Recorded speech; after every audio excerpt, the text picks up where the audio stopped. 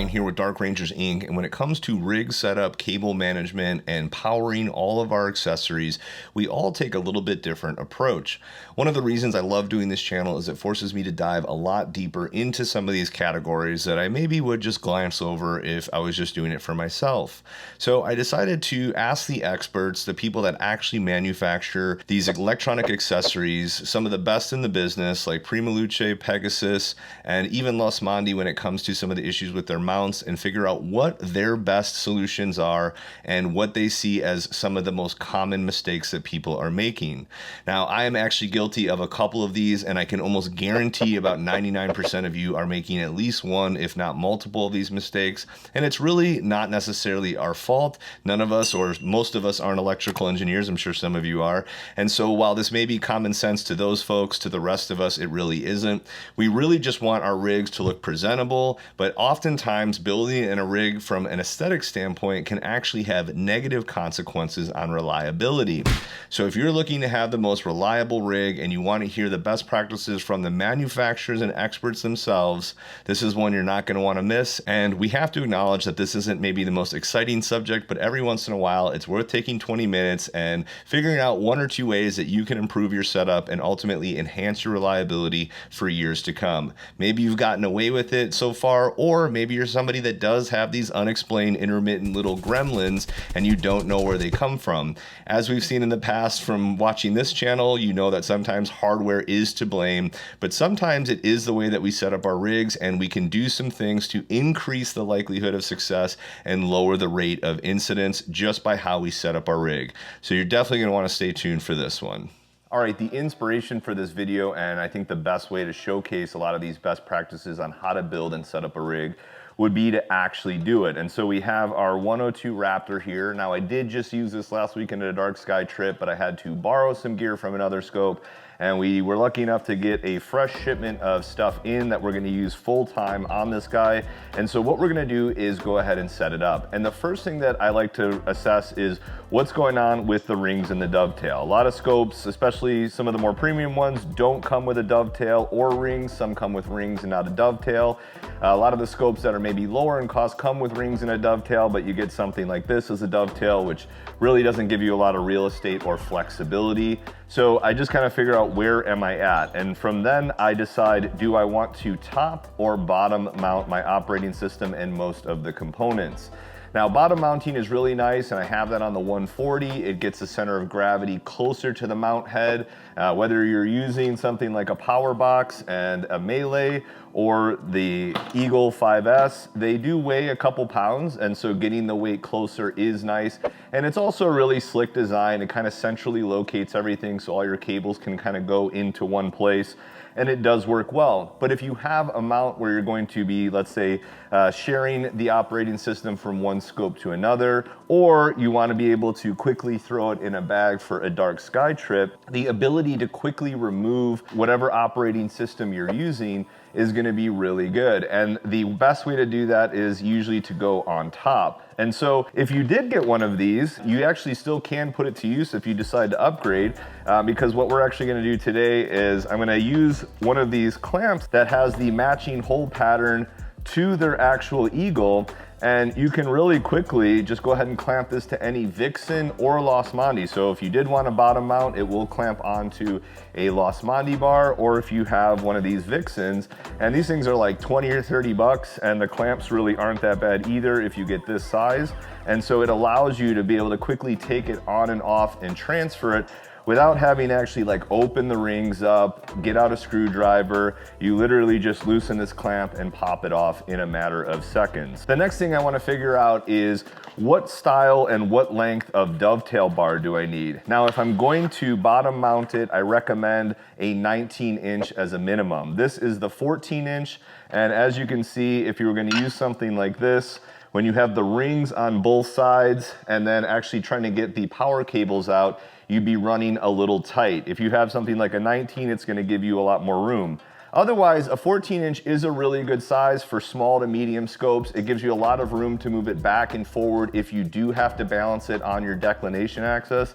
And it also gives you room to slap stuff underneath as well. If it's mounted like this, you have a lot of real estate underneath. If you had something small like an ASI Air, you could slap it right there. And then in this case, we're gonna do some new rings as well, because that will help us match up to the hole pattern of the Eagle if we wanted to mount it directly or line it up with the clamp. So that way we have our rings and our dovetail figured out. We have the location of our operating system. And so what we'll do now is we'll get all of that together, and then we'll dive into how to start wiring it and make sure that we have it in a situation that's going to optimize functionality and still look pretty good from a form factor as well. Now, one question people ask a lot is how far apart to spread the rings. Now, these came pretty close in this case, and you know, there's no real necessary right or wrong answer. You obviously don't want them right next to each other. For me, I want to make sure, like I said, that I can slide the dew shield all the way in without any problems. And in this case, just to make it really easy, I decided to do it the length of the actual Eagle itself. So if I do decide to direct mount, and again, having the matching dovetail ensures that the holes are gonna match up perfectly. So that's how I chose it. That way, this is a pretty good spacing for this scope. There's no real perfect answer. Again, not too close, not too far. The really big thing though, and something I do want to stress, is that you make sure you don't over tighten the rings. You'd be amazed at how little pressure you actually need to keep the scope in. So we just want it tight enough so that it can't rotate with a little bit of force.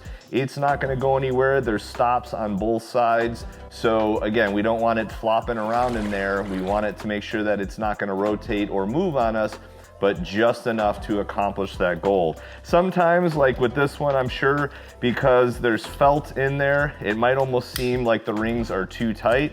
We'll see right now. This happened with the 140, where as soon as I put it in, I'm like, oh man, maybe I gave them the wrong size. But it does just take a little bit of time, usually, for the felt to kind of settle in. So we're gonna go ahead and set this in real time with you guys. And let's see how we did. So what I usually do is I just loosen it all the way up. Oh no, these are fine. So I loosen it all the way up, and then I will just get it in there. And with the last one, I just kind of let it sit for a while and let it, you know, kind of settle into the felt a little bit. But this one, we have plenty of rotations before we're getting any pressure at all. And guys, I mean, really, like there's very little pressure that I'm putting on these, and we cannot rotate this scope at all. So we're gonna keep it nice and light in terms of pressure. And in this case, what we're gonna do is we're gonna go ahead and mount this bar, because we do wanna be able to take it on and off quickly if we want. But another option, as I said, is to just directly mount them to the rings, which would look a little bit cleaner. For this case, we're going for a little bit more of function over form. Since I did kind of ask the experts for tips on this video, one thing that they did want me to express was the idea of not screwing too deep into the Eagle. So the same way we don't want to over tighten the scope rings, we only need about 4 threads to go in for the clamp to the Eagle. Anything further than that and you can risk it. There is a warning for 6 millimeters.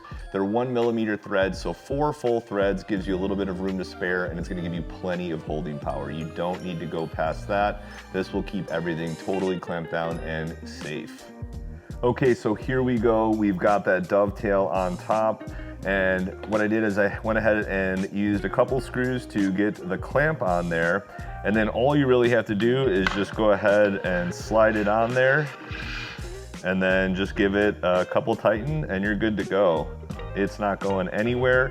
And now when it's time to go home, you can quickly take it off. You can loosen it up more so you don't have to slide it, but I like to slide it, that way I know it's actually on there. And totally safe and secure, and that's a really quick way to take it off. Now, I did promise you guys that if you weren't using this setup, I would hook you up as well. One product that everybody that has been using the Melee and Pegasus option that I've been recommending is this plate that they sell. So Pegasus has one of these. It's basically a really big, flat, thin plate. There's screws for the power box as well as your Melee. This back square section is actually the perfect size for those square branded mini PCs, so the melee doesn't work. I did put some thermal tape in between. I don't know if that actually does anything, but their screws that were included actually fit the back of the melee perfectly.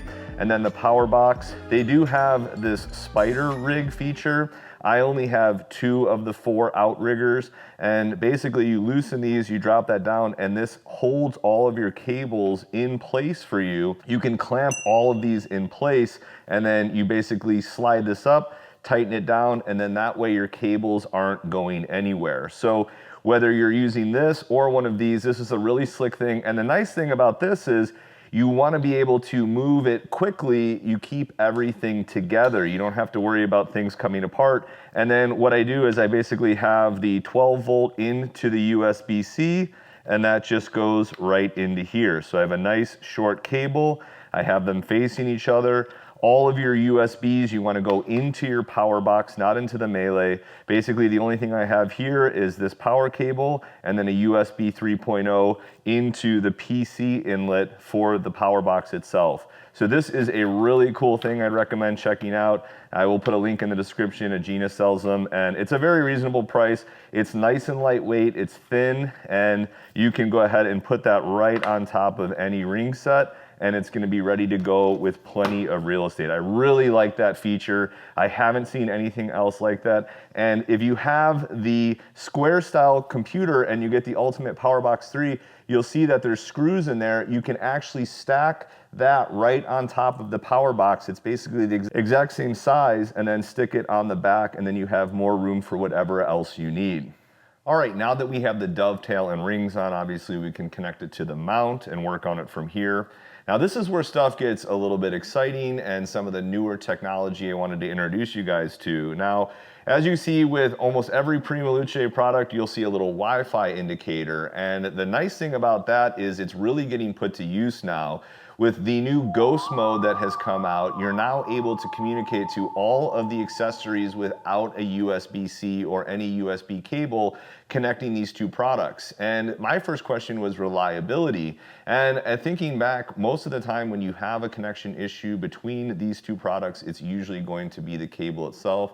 The Wi-Fi signal is going to be super stable. So basically both of these send out their own Wi-Fi signal and they're able to communicate. And if these does lose signal at any time, it will seamlessly and automatically fall back on the USB-C. So whether you get the flat panel, the camera rotator, even to the mount, it will all connect now wirelessly. Now the mount is going to use a little bit different system, and that's going to be with the Ascom Alpaca. And so different companies are using different methods, but essentially if you needed another reason to switch to Nina, this would be why, because all of these products now are able to connect to each other over Wi-Fi, only using the USB as basically a fail-safe or a backup. So especially those of you that are going to a dark sky site, or even if you're at home, the worst thing possible is to wake up and see that you ruined half a night of good imaging because one of your cables failed. Now you don't have to worry about that. And the nice thing is with this particular scope, you don't need an adapter and it pops right on. Now you might be thinking also to yourself, with all of that technology built in, is it obviously going to be a big price increase? And I think what you'll see with the Pegasus and the Prima Luce and some of the other brands that do offer it, it really is in the same ballpark. So if you look at the ZWO, that's $199, and then if you get the full package with the remote and everything, it's $249. This comes in at $269. So to me, that's very reasonable. And the fact that you now won't have to worry about buying a bunch of cables down the road, it's going to end up saving you money that way as well. All right, as we continue to set up the rest of the rig and actually give it power, I did want to go over those tips and best practices that I alluded to from the manufacturers themselves, the actual experts. Now, we all have our own experiences and things that we've tried, and maybe they worked for a little while and then we started getting issues. We didn't really understand why are we getting these little gremlins and these problems. And there are a lot of best practices that I got. All of the partners of the channel really stepped up and gave me some information. I was guilty of violating a lot of these. So if you're doing it, don't feel guilty. Let's just learn together. And the biggest thing that I got across all of them was power supply, making sure that you're using the OEM power supply that is designed to go with the equipment. Now you can argue with me on this and say, oh, I found a 10 amp or this on Amazon, but that power supply doesn't know what it's getting plugged into. These are designed to work together. So Pegasus has a really nice 10 amp that will power your mount, and if you're using the power saddle, basically your entire rig. You can use the standard one that comes with the Eagle, or they make a heavier duty 14 amp, which is what I use. And then Losmandy has one that's a little higher voltage. They actually said that that is the #1 reason that they have problems. And as soon as they swap out the power supply, about 90% of the people that call in, their issues are solved. And so one thing that we decided to do together, Tanya was nice enough to offer when I told her we were doing the video, if you mention the channel, you will actually now get a free power supply with a mount. This is the only place you can get the deal. So if your excuse is, Ryan, they're expensive, that's gonna save you about 85 bucks. And now you can use the best power supply available. So thank you to Losmandy and for them being a partner of the channel and hooking us all up so we can make sure that we're actually using the right power supply for the piece of equipment that we're trying to power. The next thing is making sure that you're powering the power supply correctly. So I used to use kind of those generic thin gauge orange extension cords out back. I've since upgraded to 10 or 12 gauge, more of a heavy duty, higher amperage rating extension cords that have some security and safety features built in. You can get some that have locking features and ones that light up so you can see from afar that they're delivering power. When you get drops in power, that can actually be as damaging as power surges. So we really want to avoid that. When you're going to a dark sky site, getting one of these modern lithium style batteries where all the DC and AC current is regulated and is really going to be a lot better choice than using a deep cell style battery. Those really aren't going to be the best option for these. And my recommendation has always been a bare minimum of a 500 watt hour for one night. That's typically gonna last you about 6 hours on a full rig. I tested it this last weekend. I had an ASI air rig and an Eagle rig. The Eagle, because I think of the regulation of the dew strap, actually used slightly less power, which is surprising considering it's an entire computer, but they both last about 6 or 7 hours with 500 watt hours. So I'd recommend going a little bit higher if you just don't wanna worry about it at all, or do the dual 500 like I did. That way I power one half of the rig with one battery, one half with the other, and if one fails, I know I can get away with it for the entire night and I have some redundancy built in. When it comes to cables, one that I've been recommending for many months are the Pegasus Premium 3.0 cables, and they make USB 2.0 cables that come in 2 packs, and they're very cheap, they're very reasonable. These are a little bit more, they're about $23. They come in 3 and 6 foot because the next tip is having the shortest cable possible. Now, having the shortest cable possible does a couple things. It helps you with cable management because you don't have droopy cables everywhere. You do want to have a little bit of slack. So with this 3 foot, we'll see as we plug it in, and then I go into the USB 3.0. I do have a little bit of slack, but not much. I want to be able to rotate the camera, and the thicker gauge cables do kind of tend to stay in place. So if I set it there, it just kind of stays there, and it avoids me having to do the next thing, and this is one that I'm the most guilty of, is looping or bunching your cable together, whether you're putting it in a circle and using some kind of tie, or, I know you guys are gonna hate to hear this, those cable sheaths. Yes, they look really nice, but lumping a USB 3.0 cable in with a USB-C with a power cable, you don't want all of those cables right next to each other. You're gonna get electromagnetic interference, and those mystery gremlins that you're getting sometimes can be caused by that. Absolutely hilarious twist of fate. My microphone battery actually died. This almost never happens, but since we're talking about electricity and power, of course it does, so I figured I'd do a voiceover for the last couple tips. Now this one is on using flat ribbon style cables. Now I've typically only gotten this from one company that will remain nameless, but you generally don't want to use these. They violate a couple rules. First of all, they're obviously really flat, and typically they come all wound up, and you of course want to avoid looping cables, and you want to go for a thicker round gauge style cable with more insulation. So it's okay to probably use these as a backup if you get them with your equipment. You know, throw them in your gear bag if you go to a dark sky site, but I definitely wouldn't rely on these as your primary option. The final two would really be to not use the USB hub on the back of your camera if at all possible, and to generally go for powered USB hubs.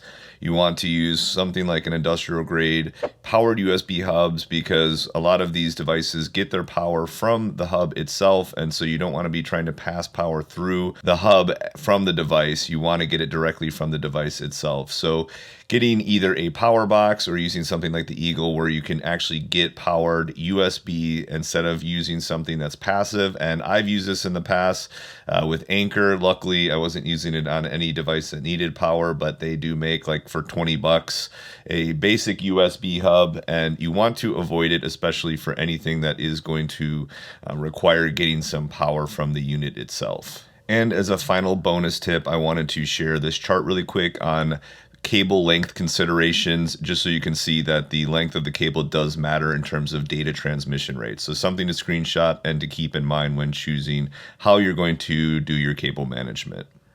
All right, guys, well, as you can see, it's nice out. I wanted to bring the mount outside because we do have clear skies, and we'll be polar aligning it again here in a few hours for the first voyage in the backyard. Everything's hooked up, so let's go ahead and assess the situation and see where our homework is, because it's not perfect yet. So as you can see, we've got that USB 3.0, the premium one that goes around the back and in there. And this is actually the most hang that we have on the whole mount. As you can see, from a dangle perspective, we're doing really well. It may not be as clean as some of you guys like, but from a functional standpoint, we're solid. The big error that we obviously have is this looped up USB 3.0 cable. I have a ton of USB 3.0 cables, but they're almost all 6 foot.